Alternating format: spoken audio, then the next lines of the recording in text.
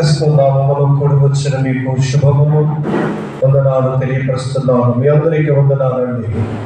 దేవుని నామానికి మహిమ కలుగునుగాక. హల్లెలూయా.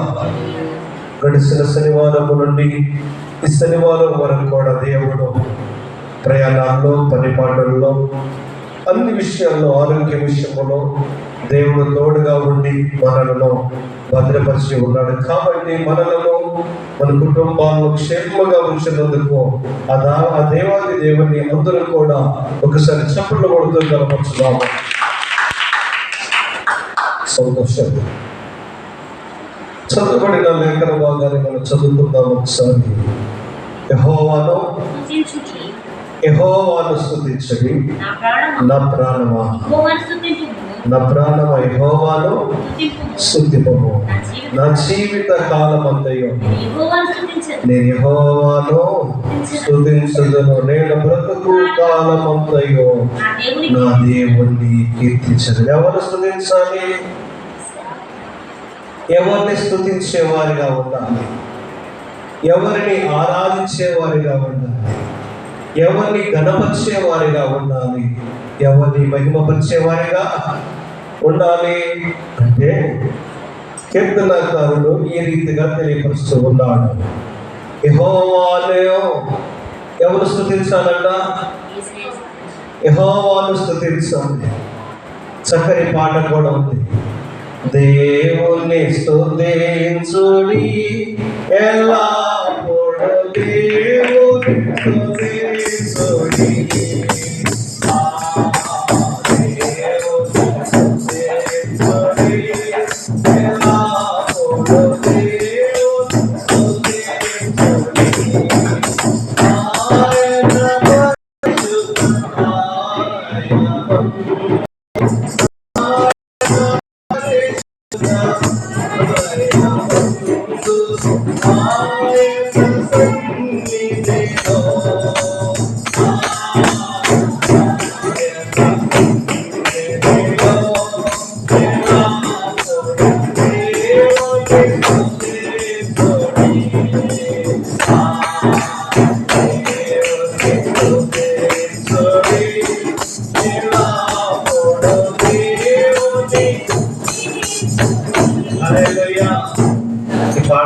ఎంత సంతోషంగా ఉంది, ఎంత ఉద్యోగంగా ఉంది, హృదయంలో ఎంత ఆనందంగా ఉంది.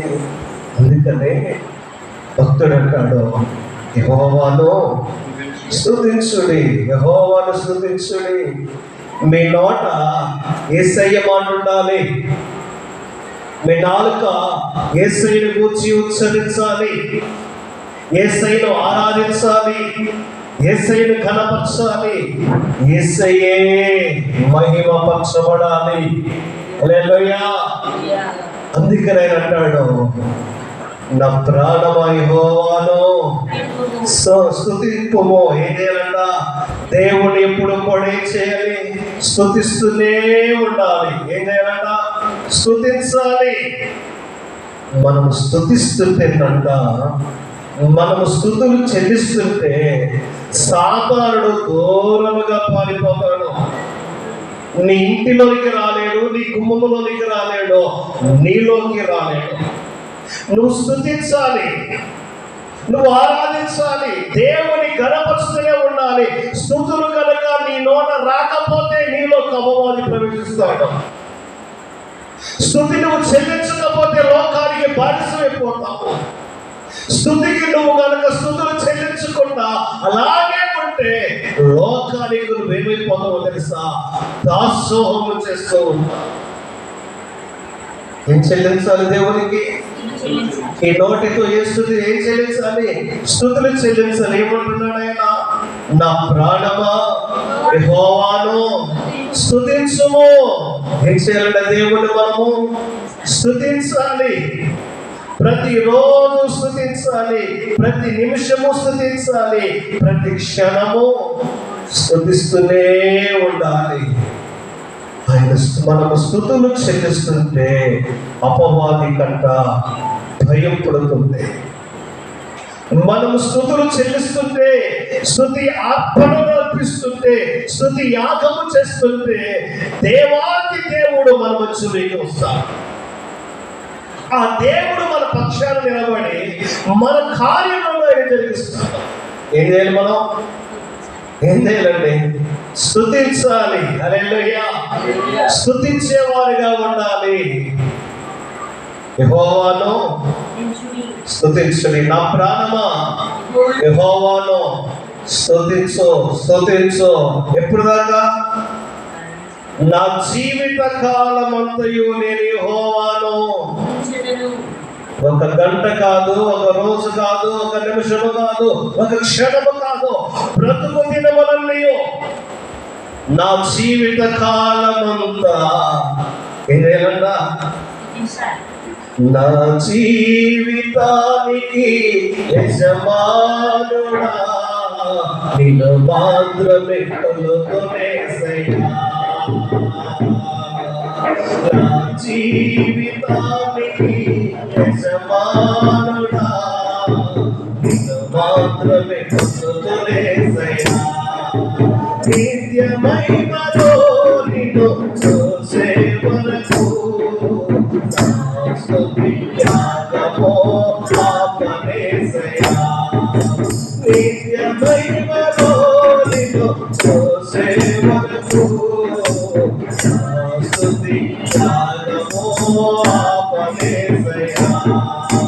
నా జీవితానికి యజమానుడా మాత్రమే కొలుకొనేసయ్యా. నా జీవితానికి యజమానుడా మాత్రమే. హల్లెలూయా, హల్లెలూయా. ఎప్పుడు వరకు దేవుని స్తుతించాలి అంటే జీవిత కాలమంతయు దేవుని మనము స్తుతించే వారిగా ఉండాలి. నిత్య మహిమలో దేవుని కలుసుకునే వరకు మనం స్తుతిస్తూనే ఉండాలి. ఈ నోటలు ఏ రోజు కూడా స్తుతులు ఆగకూడదు. ఈ నోటిలో దేవుని స్తుతించే వారిగా ఉండాలి. నువ్వు దేవుని స్తుతించడం వలన నీ శ్రమల నుండి విడిపించబడతావు, నీ కష్టాల నుండి విడిపించబడతావు, నీ బాధల నుండి విడిపించబడతావు, నీ శ్రమల నుండి విడిపించబడతావు, నీ నిందల నుండి విడిపించబడతావు. నీకు కలిగి ఉన్న సమస్త బాధల నుండి దేవుడు నిన్ను విడిపిస్తాడు. ఎప్పుడో స్తుతిస్తాము ప్రారంభించినప్పుడు. నువ్వు స్తుతి స్తుతి అని దేవుణ్ణి స్తుతిస్తుంటే, దేవుణ్ణి స్తుతిస్తుంటే నీ పక్షాన ఎవరు నిలబడతారో తెలుసా? నీ వెనక వాళ్ళు ఎవరుంటారో తెలుసా? నీ చుట్టూ ఎవరుంటారో తెలుసా? నీ పైన ఏముంటుందో తెలుసా? అభిషేకం ఉంటుంది. దేవుని అభిషేకం ఉంటుంది. నీతోనే దేవుడు ఉంటాడు. నువ్వు స్తుతులు చెల్లిస్తుంటే, స్తుతి నైవేద్యము దేవునికి అర్పిస్తుంటే ఆయన నిన్ను చూసి ఆనందించేవాడిగా ఉంటాడు. మాట్లాడుతాను. దేవుడిచ్చినటువంటి ఈ నోరు ఉంది, ఈ నాలుక ఉంది, మనం దేనికి ఉపయోగిస్తున్నాము? దేవుడిచ్చినటువంటి నోరును, ఈ నాలుకను స్తుతించడానికి ఉపయోగిస్తున్నామా? దేనికి ఉపయోగిస్తున్నాము? ఈ నోరు ఏం చేయాలి? నాలుక ఏం చేయాలి? స్తుతించే పనిలోనే ఉండాలి. దావీదు రాజు రోజుకు 7 సార్లు స్తుతించేవాడు. 7 మార్లు దేవుడిని స్తుతించేవాడు. ఆయన స్తుతిస్తూ ఉండగా, ఆయన దేవుని కనపరుస్తూ ఉండగా దేవుడు ఆయనను కనపరుస్తూ. అవునండి, మన జీవితాల్లో కూడా మనం కనపరచబడాలి అంటే, మన నిందలు, మన అవమానాలు తొలగిపోవాలంటే దేవునిలో మనం ఉండాలి. హల్లెలూయా. దేవునిలో మనం ఉంటే, దేవునిలో ఉంటే నిందలన్నీ కూడా ఏమైపోతాయి అంట? ఆశీర్వాదకరముగా మారిపోతుంది, దేవునికరముగా మారిపోతే. ఎప్పుడో దేవునిలో ఉన్నప్పుడు. దేవుణ్ణి మనం స్తుతిస్తూ ఉన్నప్పుడు, అయితే ఈనాడు ప్రియ దేవుని సంగమా, మనుషులు ఏమైపోతున్నారంటే దేవుని స్తుతించటము పక్కన పెడుతున్నారు, మనుషులను పొగడటము ప్రారంభించారు. దేవుణ్ణి మనం పొగిడేవారుగా ఉండాలి, దేవుని స్తుతించేవారుగా ఉండాలి. ప్రభువా, నా పట్ల ఎన్ని కార్యాలు చేసావయ్యా, ఎన్ని మేళ్ళు చేసావయ్యా, ఆరోగ్యాన్ని ఇచ్చావయ్యా, ఆయుష్ని ఇచ్చావయ్యా, ఆహారాన్ని ఇచ్చావయ్యా, ఉద్యోగం ఇచ్చావయ్యా, జ్ఞానాన్ని ఇచ్చావయ్యా, చదువుని ఇచ్చావయ్యా, సమస్తము నాకున్న కొరతలన్నీ నీవు తీర్చావయ్యని దేవుణ్ణి స్తుతించేవారిగా ఉండాలి, దేవుణ్ణి పొగిడేవారిగా ఉండాలి. మన జీవితంలో ఎవరైనా 10 రూపాయలు మనకు సహాయం చేస్తే వారిని ఎంతగానో పొగుడుతూ ఉంటాము, ఎంతగానో కనపరుస్తాము. అయ్యా తమ్ముడు, అన్న, నువ్వు కనుక నాకు ఆ రోజు సహాయం చేయకపోతే నా పరిస్థితి ఎలా ఉండేదో అని చెప్పి పొగుడుతూ ఉంటాము. కానీ నిత్యము నిన్ను కాపాడుతున్న దేవునికి, నిత్యము నిన్ను భద్రపరుస్తున్న దేవునికి, నిత్యము నిన్ను రక్షిస్తున్న దేవునికి, నిత్యము సహాయం చేస్తున్న దేవునికి ఏం చెల్లిస్తున్నావు? ఏం చెల్లిస్తున్నావు? స్తుతులు చెల్లిస్తున్నావా? స్తుతించేవారిగా ఉండాలి. నా జీవిత కాలం అంతా కూడా ఏం చేస్తున్నాడంటే ఆయన యెహోవాను కీర్తిస్తున్నాడు, దేవుని కీర్తిస్తూ ఉంటాడంట. మరి ఈ జీవిత కాలం ఏం చేయాలి చెప్పండి? ఈ జీవిత కాలం ఏం చేయాలి? మనం దేవుణ్ణి స్తుతించేవారిగా ఉండాలి. మనుషులను ఆరాధించేవారుగా మనం ఉండకూడదు, మనుషులను పొగిడేవారుగా ఉండకూడదు. అందుకే కింద మాట చక్కగా వ్రాయబడినది 3వ వచనం, రాజుల చేతనైనను నరుల చేతనైనను ఏ కలగదు. మనుషుల మీద ఆధారపడతాము, మనుషుల్ని నమ్ముకుంటాము, వాడు నాకు మేలు చేస్తారు, వాడు సహాయం చేస్తారు, వాడు సహాయం చేస్తారని నువ్వు ఎదురు చూస్తున్న వారి వల్ల నీకు ఏ రక్షణ కలగదు, వారి వల్ల నీకు ఏ రక్షణ కలగదు. మరి ఏం కలిగింది? వారి వల్ల ఏం కలగదంట? వారి వల్ల ఏ రక్షణ కలగదు. చూడండి, కీర్తనల గ్రంథం 62వ అధ్యాయం 9వ వచనం ఒక మాట చదువుతాము. అల్పులైన వారు వాటికి ఊపిరై ఉన్నారు, గనులైన వారు మాయాస్వరూపులు, త్రాసులో వారందరూ తేలిపోవద్దురు, వాటి ఊపిరి కన్నా అలకనగా ఉన్నారు. వారు నీకే సహాయం చేస్తారు, వారు నీకే సహాయం చేస్తారు. ఇంకో మాట చదవండి, 118వ కీర్తన 8వ వచనంలో, మనుషులను నమ్ముకొనుట కంటే యెహోవాను ఆశ్రయించుట మేలు. హల్లెలూయా. మనుషుల వల్ల నీకు రక్షణ కలగదు, మనుషుల వల్ల నీకు మేలు కలగదు. కానీ ఎవరి వల్ల కలిగిందంట? రాజుల చేతనైనను నరుల చేతనైనను రక్షణ కలగదు. కానీ వారిని నమ్ముకొనుకుడి. ఎవరు నమ్ముకోవాలి? మనుషులను నమ్ముకొనుట కంటే యెహోవాను ఆశ్రయించుట ఏం జరిగిందంట? మేలు జరిగింది. మేలు చేయక నీవు ఉండలేవయ్యా, ఆరాధించక నీవు ఉండలేవయ్యా, మేలు చేయక నీవు ఉండలేవయ్యా, ఆరాధించక నీవు ఉండలేవయ్యా. యేసయ్యా, యేసయ్యా, యేసయ్యా,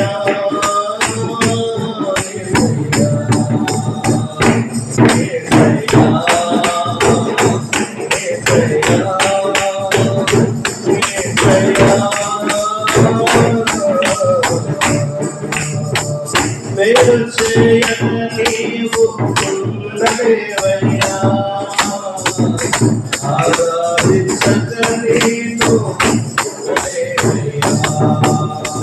ఉండలేవయ్యా. దేవుడు మేలు చేయకుండా ఉండడు, దేవుడు ఏం చేయకుండా ఉన్నాడు? మేలు చేయకుండా ఉన్నాడు. అందుకని ఆయన అంటాడు, మనుషులను నమ్ముకున్నట కంటే యెహోవాను ఆశ్రయించుట నీకు మేలు. దేవుని మీద ఆధారపడు, దేవుని మీద ఆధారపడడం. ఏ మనుషులు చేయలేని సహాయమో దేవుడు చేస్తాడు. నువ్వు అనుకుంటావు దేవుడు నా కంటికి కనబడలే, నాకు ఎలా సహాయం చేస్తాడని నువ్వు అనుకోవచ్చు. కానీ ఆధారపడు, చూడు, పరిపూర్ణంగా ఆధారపడు. ఎలాగా? పరిపూర్ణంగా ఆధారపడాలి. ఈ హృదయంలో ఎక్కడ కూడా అవిశ్వాసం ఉండకూడదు, అపనమ్మకము ఉండకూడదు. పరిపూర్ణమైన కలిగి మీద ఆధారపడుచు చేస్తాడు. ఏం చేస్తాడు ఆయన? మేలే చేస్తాడు. రాసులను నరులను నమ్ముకుంటే నీకు రక్షణ కలగదు. యెహోవాను నమ్ముకుని యెహోవాను ఆశ్రయించు. దేవుడే కాపాడుతాడండి ప్రతి ఒక్కరిని. దేవుడు ఏం చేస్తాడంట? కాపాడుతాడు.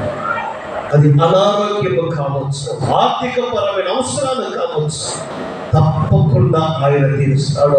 అనారోగ్యములో ఉంటే బాగు చేస్తాడు, ఆర్థికంగా ఇబ్బందులు పడుతుంటే సహాయం చేస్తాడు. ఎక్కడ తెలుసండి? ఆయన మీద ఆధారపడాలి. మనం ఎవరి మీద ఆధారపడతామంటే లోకం మీద ఆధారపడతాం, స్నేహితుల మీద ఆధారపడతాం, బంధువుల మీద ఆధారపడతాము, మనకు తెలిసిన వారి మీద ఆధారపడతాము. దేవుని మీద ఆధారపడటం ప్రారంభించాం. ఏ మనుషుడు చేయలేనటువంటిది దేవుడు చేస్తాడు. ఏ డాక్టర్ చేయలేనటువంటిది దేవుడు చేస్తాడు. ఒక్కోసారి మన జీవితాల్లో అనారోగ్యము మనం పాలైనప్పుడు, బలహీనంగా ఉన్నప్పుడు, మన స్థితి బాగోనప్పుడు డాక్టర్లు కూడా ఒక్కోసారి అంటారు, ఇది మా వల్ల కాదు, మా చేతుల్లో ఏమీ లేదు, ఏదైనా చేయాలంటే ఆ దేవుడే మిమ్మల్ని కాపాడాలి, ఆ దేవుడు తప్ప ఇంకెవరు కూడా మిమ్మల్ని కాపాడలేరని కొన్నిసార్లు మాట్లాడుతూ ఉంటారు. అంటే మానవుడికి వైద్యము తెలుసు కానీ ప్రాణాన్ని నిలబెట్టలేదు. అవయవాలకు ఏం కావాలో అందించగలడు కానీ ఆ ప్రాణాల వంటికి ఆపలేదు. అందుకనే డాక్టర్లు కూడా చెప్తూ ఉంటారు, దేవుడు దయలో ఉన్నారు అని. ఆ దేవుడే నీకు సహాయం చేయాలి. అవును, ఉన్నది లేనట్టుగా, లేనిది ఉన్నట్టుగా మార్చగలిగిన వాడు మనం ఆరాధిస్తున్నా. అది ఎలాంటి భయంకరమైన మొండి సమస్య కావచ్చు, మొండి రోగము కావచ్చు, అది ఏదైనా కావచ్చు, దేవుడే సహాయం చేస్తాడు. ఎప్పుడు తెలుసండి? నీ నోట ఉండాలి. స్తుతి ఉంటే ముళ్ళ కంచె లాంటి అయిపోతాయి. ముళ్ళ కంచె లాంటి పరిస్థితులన్నింటినీ కూడా దేవుడు చక్కపరుస్తాడు. అడుగేస్తుంటే ముళ్ళే ఉంటే అడుగేయలేమో, అలాంటి పరిస్థితుల్లో కూడా దేవుడే నిన్ను నడిపిస్తాడు. ఎప్పుడో తెలుసండి? ఆధారపడినప్పుడు. 5వ వచనం చూడండి. 5వ వచనంలో ఒక మాట ఉంది, ఎవరికి యాకోబు దేవుని సహాయము ఎవడు తన దేవుడిని యెహోవా మీద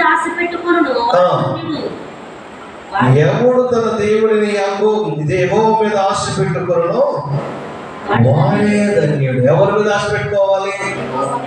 దేవుని మీద ఆశ పెట్టుకోవాలి.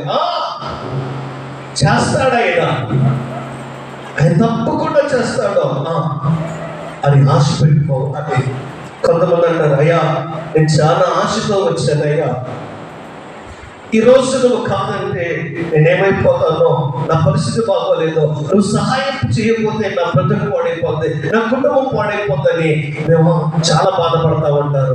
చాలా ఆశతో వచ్చినైనా మా ఆశను నిరాశ చేయమాకని చాలా మంది బంధువులు ఆడుతూ ఉంటారు, కాళ్ళు పట్టుకుంటూ ఉంటారు. కానీ దేవుని వాక్యం సెలవిస్తుంది ఇక్కడ 5వ వచనములో, ఎవరికి యాకోబు దేవుడు సహాయుడగును, ఎవడు తన దేవుడైన యెహోవా మీద ఆశ పెట్టుకొనునో. ఎవరు ధన్యులంట? దేవుని మీద ఆశ పెట్టుకున్న వారే. యెహోవా తమకు దేవుడు గల జనులు ధన్యులు. ఎవరు ధన్యులు? యెహోవా తమకు దేవుడు గల జనులు ధన్యులు అంట. దేవుణ్ణి మనం కలుగుంటే మనం ధన్యులమండి. హల్లెలూయా. ఇప్పుడు సహాయం చేయడానికి ఎవరు కావాలంట? యాకోబు దేవుడు కావాలి. యాకోబు ఎవరు నమ్ముకున్నాడు? యాకోబు ఎవరు నమ్ముకున్నాడు? యేసయ్యని నమ్ముకున్నాడు. ఆ యేసయ్యని నమ్ముకున్నప్పుడు యాకోబుని దేవుడు ఏం చేశాడు తెలుసా? బహుగా ఆశీర్వదించాడు. అవును, ఈరోజు నీ తలమురాత మారాలన్నా, నీ స్థితిగతులు మారాలన్నా, నీ పరిస్థితులు మారాలన్నా, అన్నీ మారాలంటే దేవుని మీద ఆశ పెట్టుకోవాలి. మనుషుల మీద ఆశ పెట్టుకోమాకో. చేయి పట్టుకున్నట్టే ఉంటారు, వదిలేస్తారు. నీతో నడుస్తూనే ఉన్నట్టుంటారు, నడవరు. కానీ ఆయన చేయి పట్టుకో, ఆయన మీద ఆశపడో, అద్భుతాలు సృష్టిస్తాడు. అవును, ఒకప్పుడు యాకోబు కూడా చాలా బాధలు పడ్డాడు. యాకోబు కూడా చాలా కష్టపడ్డాడు, చాలా వేదన పడ్డాడు, చాలా చాలా సమస్యలో ఉన్నాడు. కానీ పరిపూర్ణముగా దేవుని మీద ఆధారపడ్డాడు. ఆయన మీదే ఆశ పెట్టుకున్నాడు. ఆధారపడినప్పుడు, ఆశ పెట్టుకున్నప్పుడు ఒక్క యాకోబును కొన్ని లక్షల జనముగా దేవుడు ఆశీర్వదించాడు. ఒక్క యాకోబును దేశముగా ఆశీర్వదించాడు. కారణం ఏంటో తెలుసండి? ఆయన మీద ఆధారపడ్డాడు, ఆయన మీదే ఆశ పెంచుకున్నాడు. అందుకనే ఒకే ఒక్కడు ఒక దేశం. ఇది ఆశీర్వాదం కాదా? ఇది దీవెన కాదా? ఈ దీవెన, ఈ ఆశీర్వాదము ఎక్కడి నుండి వచ్చిందో తెలుసండి? యాకోబు దేవునిలో ఉన్నాడు. యాకోబు ఎక్కడున్నాడు? దేవునిలో ఉన్నాడు. లోకములో నుండి దేవుల్లోకి వచ్చాడు. ఆ దేవుల్లోకి వచ్చిన తర్వాత ఇక యేసయ్య ఏ మాత్రం చేయడం, ఆయన చేపట్టుకున్నాడు. ఆయన చేపట్టుకున్నాడు. ఈ రాత్రి మనము కూడా ఆయన చేపట్టుకొని, ఆయన మీద ఆశ పెట్టుకొని, ఆశ పెంచుకొని, ఆయన మీద ఆధారపడి ఆయన స్తుతించడం ప్రారంభించు. ఏమి కాదనుకున్నది కూడా ఆ పని జరిగింది, నిజంగా జరిగింది. అయితే మనం ఏం చేయాలి? నెంబర్ 1 ఏం చేయాలి? స్తుతించాలి. నెంబర్ 2 నెంబర్ 3 ఎవరు నమ్మాలి? దేవుణ్ణి ఆశ్రయించాలి. నెంబర్ 4 ఏం చేయాలి? ఆధారపడాలి. ఏం పడాలి? ఆధారపడాలి. ఆశతో ఉండాలి. ఆశ కలిగి ఉన్న ప్రాణాన్ని ఎవరు తృప్తిపరుస్తారు? దేవుడే తృప్తిపరుస్తాడు. ఎవరిని? మనలను. ఈ రాత్రి యేసయ్య ఒకే ఒక మాట చెప్తున్నాడు. నువ్వు ఏ స్థితిలో ఉన్నావో, ఏ పరిస్థితిలో ఉన్నావో, ఏమి ఆశ కలిగి ఈ రాత్రి దేవుడి అందరికి వచ్చావు, నీ హృదయంలో ఏమి కావాలనుకుంటూ ఆశతో వచ్చావో, తప్పకుండా ఆయన చేయి మనం పట్టుకున్నప్పుడు తప్పకుండా ఈ రాత్రి దేవుడు ఆశీర్వదించి పంపిస్తాడు. ఇంటి వాక్యం దేవుడు దీవించిన కాక. ఆమేన్.